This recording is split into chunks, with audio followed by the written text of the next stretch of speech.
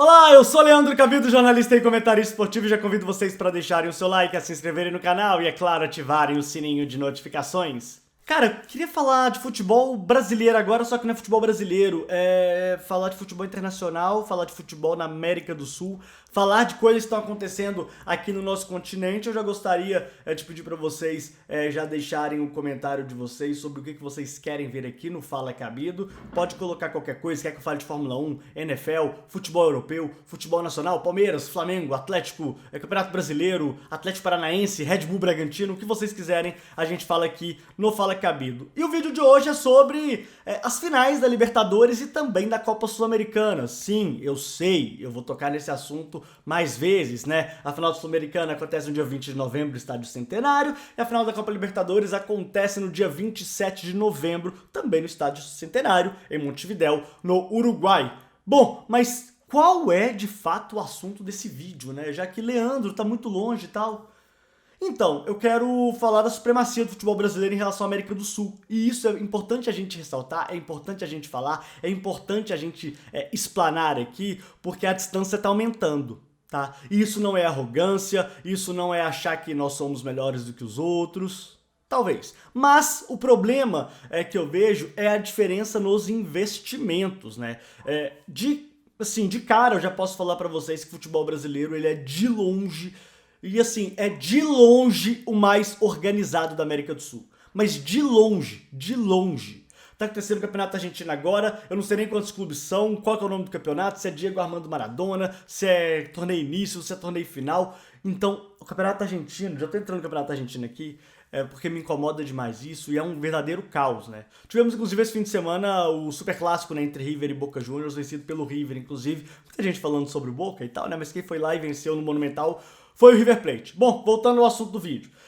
Eu fico pensando, cara, se a gente de fato tá nessa distância toda, né? E aí, quando a gente vai analisar o poder de investimento, poder econômico do Brasil, que pese a gente tá passando por um momento grave, né? Mas é porque vocês ainda não viram como é que tá na Argentina. E os outros mercados, né? Cara, a distância é muito grande. É muito grande. Mas assim, é muito grande. Muito grande. Para vocês terem uma ideia, Boca e River, sempre tentar comparar aqui com Boca e River, porque eles são os maiores clubes, né, do futebol argentino, e a Argentina é o segundo maior mercado, tá? Então acaba que quando a gente faz uma análise nesse sentido, a gente vê que questão de investimento mesmo, de faturamento, o Flamengo alcançou R$ 1 bilhão de faturamento. R$ 1 bilhão de faturamento. O time do Palmeiras está chegando aí na casa dos 650, 700 milhões. O Atlético já passou aí a casa dos 400 milhões, né? Então acaba que o que a gente vê, né, o que a gente enxerga é que o futebol argentino, ele para no tempo, né? Assim como o futebol uruguaio, que hoje é praticamente amador. E também a gente vai falar do futebol chileno, mas aí o problema do Chile é que é um país muito pequeno, então acaba que a distância vai aumentando. Por quê? Porque o mercado brasileiro ele sempre vai estar aquecido, né? A gente sempre vai ter grandes fortunas aqui sendo gastos no futebol brasileiro, em que pese as dívidas bilionárias que temos no futebol hoje, mas isso que está acontecendo neste momento nunca aconteceu antes. A disparidade está maior. Hoje, o futebol brasileiro, a Liga Brasileira de Futebol, é o grande campeonato da América do Sul, um dos grandes campeonatos do mundo, tá entre as 6 maiores, 7 maiores. Então, acaba que o que a gente enxerga e o que a gente vê... O pessoal mandando mensagem aqui, mas depois eu olho. O que a gente enxerga e o que a gente vê é que o futebol ele tem que ser trabalhado de uma maneira mais profissional na América do Sul como um todo, não só aqui no futebol brasileiro, né? E isso faz com que o Brasil ele ainda consiga, por exemplo, competir de igual para igual com alguns clubes, né? Ou algumas entidades, algumas instituições, algumas ligas do futebol europeu que antes a gente não conseguia, né? A gente, por exemplo, consegue tirar um jogador da Championship, tirar jogador da segunda divisão da Espanha, contratar jogador que estava ali meio mais ou menos ali no campeonato italiano. Então, sem contar Portugal, né? Portugal, então, nem se fala. Então acaba que o que a gente vê e o que a gente enxerga, gente, estão me chamando, mas não se apavorem, tá? Acaba que o que a gente enxerga e o que a gente vê aqui é que o Brasil, ele deita e rola. E aí, o resultado é isso que a gente tá vendo tanto na Copa Sul-Americana quanto na Copa Libertadores. E era pra ter sido uma semifinal inteira da Libertadores, tá? Com Flamengo, Atlético, Palmeiras e Fluminense. Mas o Fluminense deu mole e acabou sendo eliminado pelo Barcelona do Equador, né? O Barcelona de Guayaquil.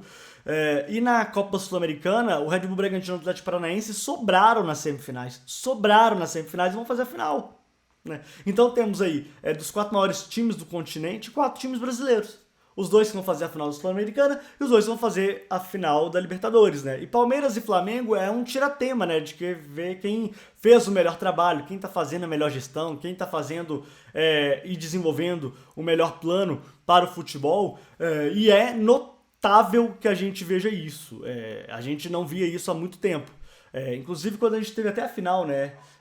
Do campeonato 2018, né? Da Copa Libertadores com a dupla do Superclássico, né, entre Boca e River, a gente achava assim, nossa, quando é que a gente vai ver os clubes brasileiros fazendo isso, né? E desde então, 3 finais seguidas já, né? A gente já tem o Flamengo ganhando do River, tivemos a final dessa última temporada, né, 2020, com o Santos e também o Palmeiras, e detalhe, eles eliminando a dupla, né, Boca e River, e nesta temporada temos aí o Flamengo de volta para a final com o atual campeão, com o Palmeiras.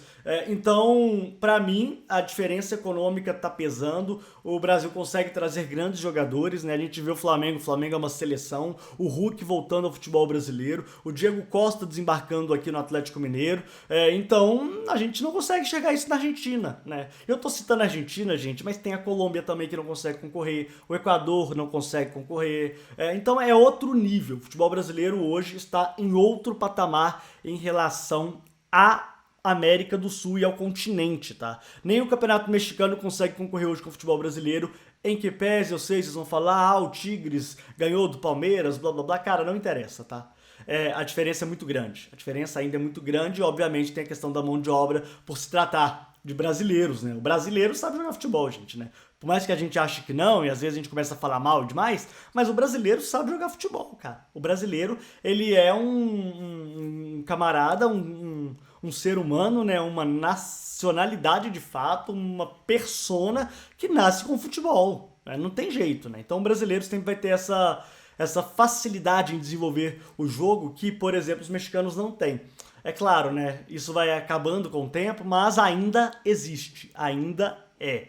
E aí, respondendo uma pergunta que me fazem muito, é sobre se o Campeonato Brasileiro seria a Premier League, né, do futebol sul-americano. Eu acho que sim.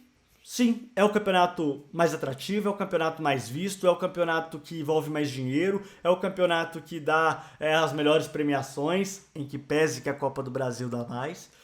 Então é isso, gente. E é aceitar, tá? Por mais que você não goste aí do futebol brasileiro, eu sei que você não gosta do futebol brasileiro, mas a verdade é essa. Está há anos-luz e vou falar mais pra vocês, tá? Do jeito que o futebol brasileiro tá se organizando, a gente tá vendo estádios pra todo lado, a gente tá vendo aí uma gestão de marketing mais eficiente, a gente tá fazendo uma gestão de planejamento de futebol mais eficiente, em que pese a CBF tente atrapalhar.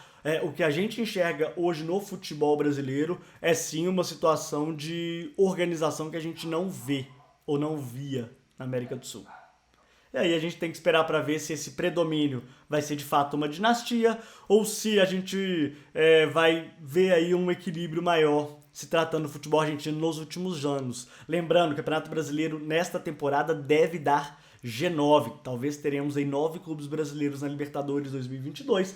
E aí, meus amigos, vocês sabem o que vai acontecer, né? Pelo menos nas oitavas de final aí teremos aí uns 12 times brasileiros para acabar de vez com essa discussão, tá bom? Então é isso, viu, gente? Fala Cabido com vídeos novos todos os dias. Não se esqueçam de se inscrever, não se esqueçam de comentar aqui. Eu estarei à disposição nos comentários para conversar com vocês. Um abraço e ó, tchau!